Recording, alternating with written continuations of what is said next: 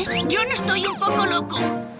Yo no estoy un poco loco. Buenos días, tardes o noches, bienvenidos a esta nueva sección del canal titulada ¿Qué fue de...? Donde rememoraremos algunas de las series más emblemáticas de nuestra infancia y veremos qué ha sido de ellas. Y qué mejor forma de inaugurar esta sección que con mi serie favorita de todos los tiempos, Monster Allergy. Monster Allergy narra la historia de Zeke, un chico bastante antisocial y con graves problemas de alergia que aparentemente puede ver toda clase de monstruos y fantasmas que nosotros, la gente normal, no podemos. Elena, una chica de su edad que acaba de mudarse al barrio, después de ser advertida de que no debería acercarse a Zeke, decide que es un tío bastante interesante e intenta hacerse amiga suya. A partir de aquí seremos testigos de las aventuras de Zeke y Elena mientras vamos descubriendo los secretos que se esconden en el invisible mundo de los monstruos. Eso me ha quedado muy épico. Por desgracia no es una serie muy conocida y la verdad es que no entiendo por qué. ¿Cómo es posible que una serie basada en un chico antisocial con problemas de salud y que puede ver monstruos no sea un auténtico fenómeno mundial? Pero aún así dejadme que os explique un poco de su historia. Monster Allergy está basado en un cómic italiano del mismo nombre que empezó a publicarse en 2003 de la mano de la Walt Disney Company de Italia. Fue creado por, me voy a pronunciar fatal, Francesco Artivani, Katja Centomo, Barbara Canepa y Alessandro Barducci, quienes también participaron en otras series y cómics tan conocidos como Las Witch. Hasta hace bien poco, el cómic constaba de 29 capítulos.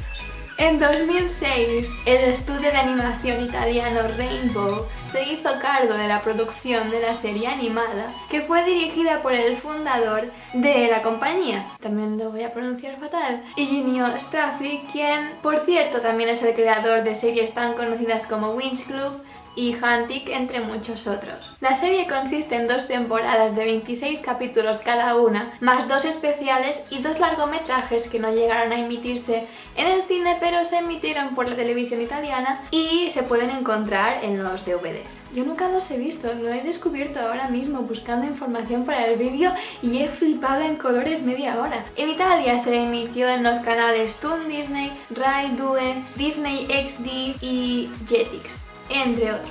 Y en España creo que solo se emitió en Clan y Disney Channel, puede que otro más, no lo recuerdo. Posteriormente colgaron la serie en la página web dibujos.tv, pero ya la han quitado y no sé en Italia, pero creo que en los demás países ya solo puede encontrarse en Netflix. En 2007 salió a la venta el videojuego, pero creo que no tuvo mucho éxito. Y en la actualidad, y por actualidad me refiero a después del 2010, ¿qué ha sido de Monster Allergy? Bueno, en 2011 se inauguró en Italia el parque de atracciones Rainbow Magic Land, donde le dedicaron una atracción a Monster Allergy llamada Bombo. También en 2011 empezó a publicarse el cómic en España, a buenas horas, pero solo se publicaron los 3 primeros números.